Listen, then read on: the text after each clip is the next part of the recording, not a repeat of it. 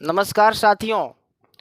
कुछ तो खास है इस मिट्टी में, एक अलग ही एहसास है इस मिट्टी में। कुछ तो खास है इस मिट्टी में, एक अलग ही एहसास है इस मिट्टी में।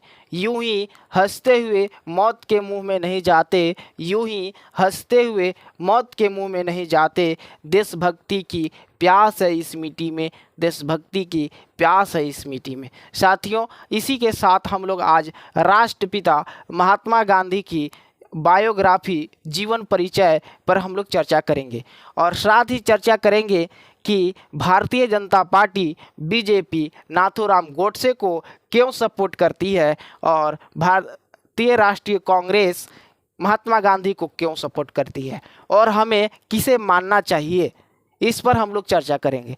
तो साथियों, हम लोग बहुत ही कम समय में इस वीडियो को पूरा करने वाले हैं, तो चलिए स्टार्ट करते हैं और महात्मा गांधी का इंट्रोडक्शन जानते हैं, परिचय जानते हैं। महात्मा गांधी का पूरा नाम मोहनदास करमचंद गांधी था। उनका जन्म 2 अक्टूबर 1869 को गुजरात में पोरबंदर तटीय क्षेत्र में हुआ था। साथियों, महात्मा गांधी हिंदू समुदाय से थे और उनका जो हिंदू कास्ट था वो दूसरे नंबर का कास्ट था, उचले पैदान का कास्ट था। और उनके जो पिता थे वो उनके पिता करमचंद गांधी थे, जो अपने क्षेत्र के वहाँ का पोरबंदर क्षेत्र का दीवान थे, यानी आज के प्रधानमंत्री के पद पे उनके पिता उस समय थे। तो इनका फैमिली बैकग्राउंड बहुत ही मजबूत होगा, आप अनुमान लगा सकते हैं। इसके बाद जो है हम लोग आगे चलते हैं और देखते हैं कि सामाजिक स्थिति क्या थी। तो गांधी जी हिंदू थे, ये तो हो गया, और समाज की दूसरी सबसे उच्च जाति की थे, शासक वर्ग के थे। इसके बाद हम लोग आगे चलते हैं, एक युवा के रूप में जो गांधी जी थे उनके एक युवा के रूप में किस प्रकार का समय व्यतीत हुआ, उस पर हम लोग चर्चा करते हैं। तो उनकी स्कूली शिक्षा पास के राजकोट में हुई। महात्मा गांधी की जो प्राइमरी एजुकेशन हुआ राजकोट में हुआ, जहां उनके पिता स्थानीय शासक के सलाहकार या प्रधानमंत्री के रूप में कार्यरत थे। मई 1883 में 13 वर्षीय मोहनदास का विवाह 14 वर्षीय कस्तूरबा बाई माखन जी के साथ जो है बाल विवाह हो जाता है और 1885 में उनके जो है एक बच्चे का जन्म होता है, जो कुछ ही दिन बाद जो है वो डेथ कर जाता है। इसके बाद जो है आगे बात करें तो महात्मा गांधी 4 सितंबर 1888 को अपने 19वें जन्म दिवस के 1 महीने से भी कम समय पहले Gandhi ji university college London में बैरिस्ट्री का पढ़ाई करने चले जाते हैं। साथियों, आप सोचिए, कल्पना कीजिए कि जो व्यक्ति 1889 में लंदन जाता है और वो भी पढ़ने जाता है, तो उसकी पारिवारिक स्थिति कैसी होगी। आज का सामान्य व्यक्ति हवाई जहाज़ में यात्रा करके अपने देश में यहाँ से वहाँ नहीं जा सकता है, लेकिन वो जो है उस समय विदेशों में पढ़ाई करने जा रहे हैं। तो उन्हें उनकी जो सामाजिक और उनकी जो आर्थिक स्थिति होगी बहुत ही अच्छी होगी, ये मानना होगा। इसके बाद जो है हम लोग बात करते हैं कि इंग्लैंड की यात्रा की।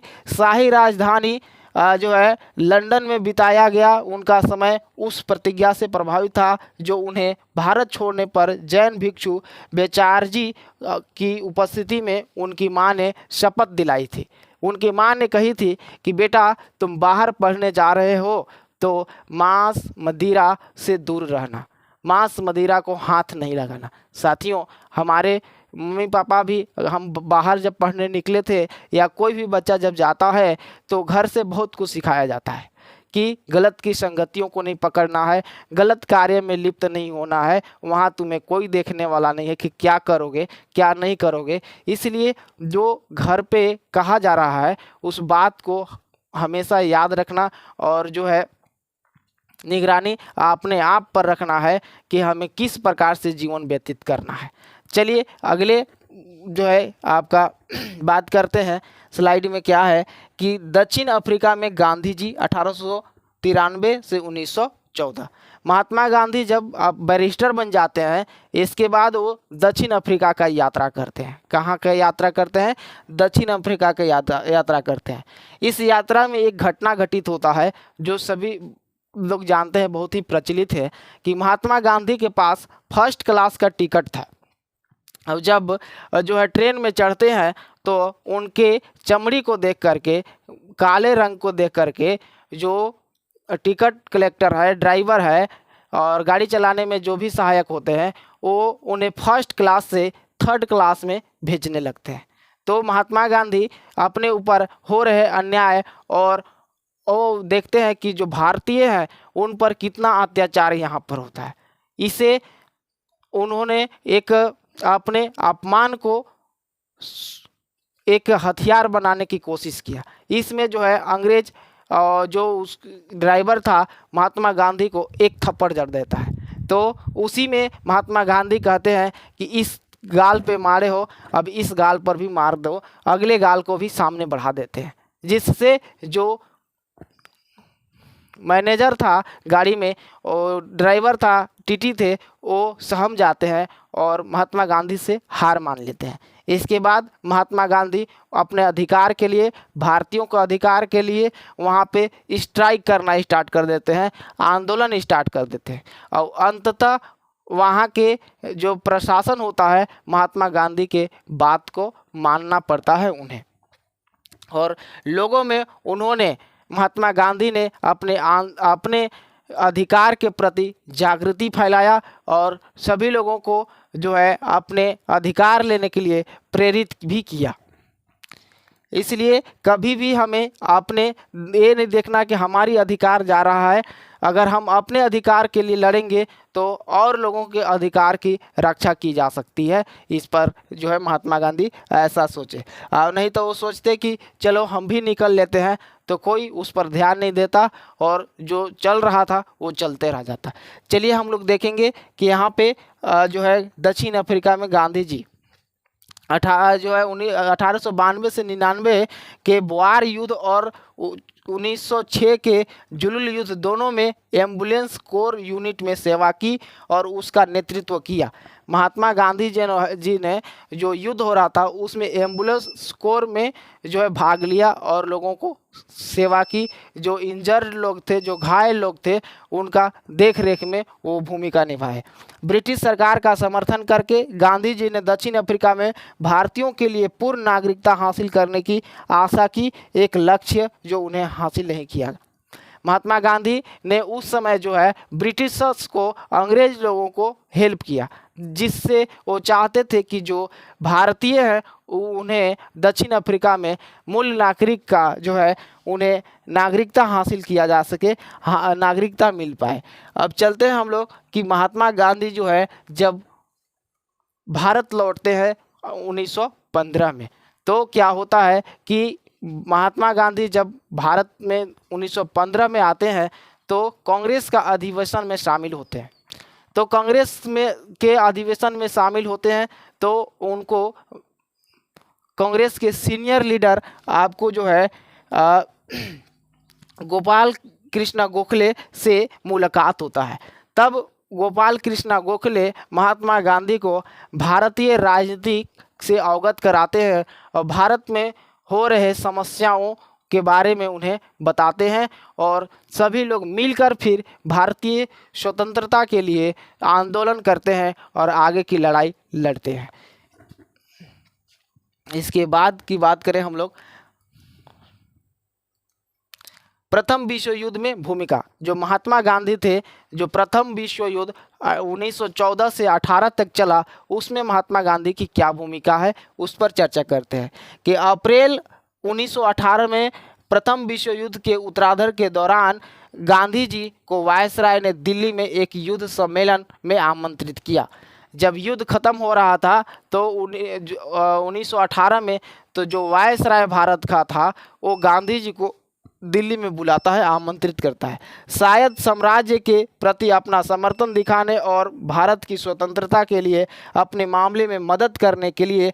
गांधी युद्ध के प्रयासों के लिए भारतीयों को सक्रिय रूप से भर्ती करने के लिए सहमत हुए। तो महात्मा गांधी वहाँ पे इसलिए उनको बुलाया गया था कि जो ब्रिटिशर्स अभी प्रथम विश्व युद्ध में भाग लिए हैं, उन्हें सैनिकों की ज़रूरत थी। तो महात्मा गांधी ने उनसे प्रॉमिस किया कि ठीक है, हम ब्रिटिशर्स को, अंग्रेज़ों को हम प्रथम विश्व युद्ध में सहायता करेंगे, लेकिन इसके बदले जब युद्ध खत्म हो जाएगा तो भारत को स्वतंत्र करना होगा। तो अंग्रेज इस पर मान गए, वायसराय मान गया। प्रथम विश्व युद्ध जब खत्म होता है तो जो वायसराय है वो अपने वादा से मुकर जाता है, वो अपना मांग जो गांधी जी का था उसको रिजेक्ट कर देता है, भारत को स्वतंत्र करने से मना कर देता है, भारत के नागरिकों को अधिकार देने से मना कर देता है। और साथ ही एक जो है काला कानून, जिसे रोलेक्ट एक्ट कहते हैं, न अपील न दलील न वकील वाला कानून जो है 1919 में लेकर आ जाता है। इससे आहत होकर के गांधी जी सविनय अवज्ञा आंदोलन स्टार्ट करते हैं और अंग्रेज़ों को सबक सिखाने के लिए भारत के सभी लोगों से आह्वान करते हैं कि स्वदेशी चीज़ें उपयोग करेंगे, हम लोग विदेशी वस्तुओं का बहिष्कार करेंगे और जो भी हमें सम्मान मिला है उस सम्मान को भी वापस करेंगे। महात्मा गांधी ने भी जो उन्हें सम्मान मिला था वो वापस करते हैं और लोगों को वापस करने के लिए प्रेरित करते हैं। यह आंदोलन जो है बहुत ही अच्छे प्रकार से चलता है, लेकिन 5 फरवरी 1922 को जो है यह आंदोलन धीरे धीरे बहुत ही जो है इससे पहले एक और घटना है, जालियांवाला बाग हत्याकांड। इसमें क्या होता है कि रोलेक्ट एक्ट जब लागू होता है तो 13 अप्रैल 1919 में जो है जालियांवाला बाग में एक मीटिंग सभा रखी जाती है, जिसे चारों तरफ से बंद रहता है, एक द्वार होता है और अंग्रेज आकर के उस द्वार पर खड़ा हो जाते हैं और गोलियों से वहाँ के सभा में लोगों को भून देते हैं। वहाँ पे उस अमृतसर के जो बाग है उसमें एक कुआं होता है, जान बचाने के लोग उस कुआं में भी दौड़ जाते हैं। चलिए हम लोग, यह जो है इतिहास की पाठ है, हम लोग महात्मा गांधी से संबंधित बातों को और थोड़ा सा चर्चा करेंगे। महात्मा गांधी सन 1918 में जो है बिहार के चंपारण क्षेत्र में जाते हैं और वहाँ पे देखते हैं कि जो अंग्रेज लोग हैं वो मजबूर कर दिए हैं किसानों को विशेष प्रकार की फसल उगाने के लिए, जिसमें नील का खेती सबसे महत्वपूर्ण था। उस समय नील का मांग विश्व बाजार में बहुत अधिक था, तो इसलिए जो है लोगों को मजबूर कर दिया जाता था कि आपको अपने खेत में नील ही उपजाना है। तो महात्मा गांधी जब जानते हैं कि उनकी क्या समस्या है तो फिर वहाँ जो है चंपारण सत्याग्रह स्टार्ट करते हैं और गांधी जी को वहाँ जीत होती है और गांधी जी वहाँ से जो है एक बड़े नेता बन करके चंपारण से उभरते हैं और अंग्रेज़ों को उनका बात मानना पड़ जाता है। चलिए हम लोग बात करते हैं कि गांधी जी ने अंग्रेज़ों के खिलाफ संघर्ष, असहयोग, अहिंसा और शांतिपूर्ण प्रतिरोध को अपना हथियार बनाया। महात्मा गांधी ने अपना हथियार क्या बनाया? लाठी, डंडा, भाला, बंदूक नहीं बनाया। उन्होंने अहिंसा को अपना हथियार बनाया, उन्होंने शांतिपूर्ण प्रतिरोध का और असहयोग का, ये 3 हथियार उन्होंने बनाया और इसी से पूरा जो है अपना स्वतंत्रता आंदोलन चालू रखा और आगे बढ़ते गए। इसके बाद की बात करें हम लोग तो महात्मा गांधी को जो है 6 साल का जेल का भी सज़ा सुनाया जाता है असहयोग आंदोलन के विरोध में कि महात्मा गांधी जो है राजद्रोह, देश में अशांति फैला रहे हैं, राजद्रोह का केस लगाता है। उन्हें 6 साल का सज़ा होता है, लेकिन 2 साल के बाद उन्हें रिहा भी कर दिया जाता है, उन्हें कुछ ऑपरेशन कराने के लिए बीमारी की वजह से। इस बीच में जो है होता क्या है कि जो कांग्रेस पार्टी है, कांग्रेस पार्टी का मनोबल धीरे धीरे टूटने लगता है, क्योंकि गांधी जी जेल में है तो उसे सवार कर चलने के लिए खास वैसा कोई नेतृत्व नहीं मिल पा रहा था। लेकिन जैसे ही महात्मा गांधी जब आते हैं जेल से तो जो कांग्रेस का 2 भाग हो जाता है उसे जोड़ने का प्रयास करते हैं और फिर से जो है कांग्रेस को, भारतीय राष्ट्रीय कांग्रेस को जो है भारतीय के आज़ादी के लिए जो है एक विशेष मार्ग देना प्रारंभ कर देते हैं। चलिए हम लोग अगले बारे में जानते हैं। महात्मा गांधी जो है अपना चरखा को होशियार बनाया, जो है बहुत ही साधारण वेशभूषा में महात्मा गांधी अपना जीवन यापन किए।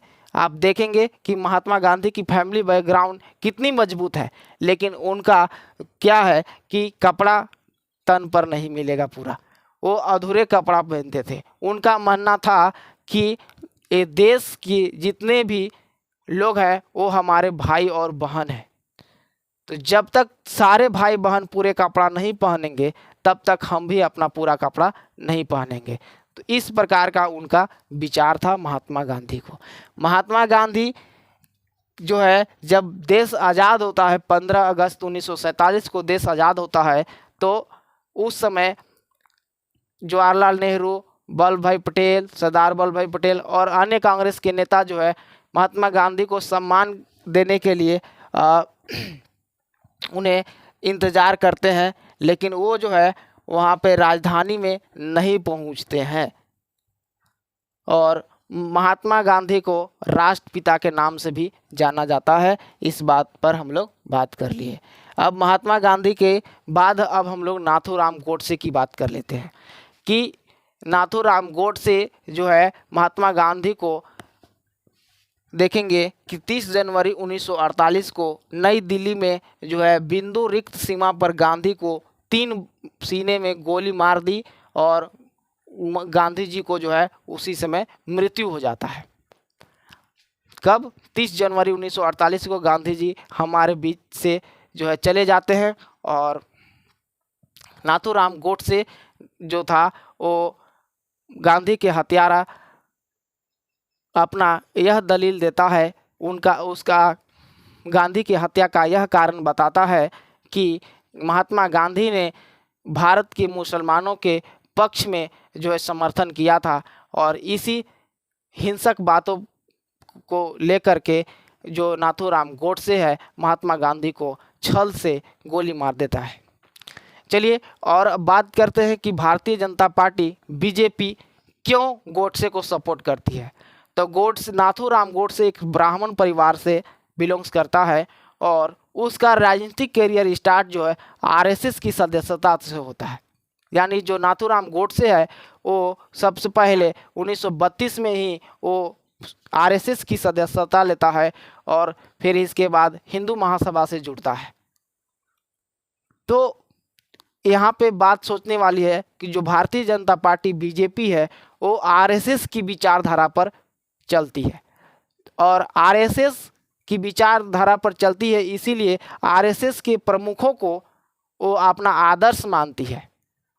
गोवालकर हो गए, सावरकर हो गए, नाथूराम गोडसे हो गए, इन सबों को वो अपना आदर्श मानते हैं, क्योंकि कहीं न कभी इन जो है आरएसएस और हिंदू महासभा का अंग रहे हैं। इसलिए ये गांधी के हत्यारे गोडसे को वो सपोर्ट करते हैं, जबकि कांग्रेस जो है गांधी के हत्यारे को जो है वो हत्यारा मानता है, और कांग्रेस जो है आपका सेकुलर धर्मनिरपेक्ष की बात करता है, जबकि आप आरएसएस तो एक धर्म का ही जो है संगठन है, तो वो तो सेकुलर हो नहीं सकता है। तो यही अंतर है। अब आप निर्णय लेंगे, आप बताएंगे कमेंट करके कि जो भारतीय जनता पार्टी है वो कांग्रेस जो है नाथूराम गोडसे को सपोर्ट करती तो वो अच्छा है, या जो कांग्रेस है वो महात्मा गांधी को सपोर्ट करता है वो अच्छे है, और हमें किसे सपोर्ट करना चाहिए इस पर आप कमेंट बॉक्स में अपना विचार देने के लिए स्वतंत्र हैं। अगर वीडियो आपको पसंद आई हो तो आपको बहुत जो है शेयर करनी चाहिए, लाइक करनी चाहिए और दोस्तों के साथ शेयर करनी चाहिए। वीडियो को अंत तक देखने के लिए आप सबों को बहुत धन्यवाद। जय हिंद, जय भारत।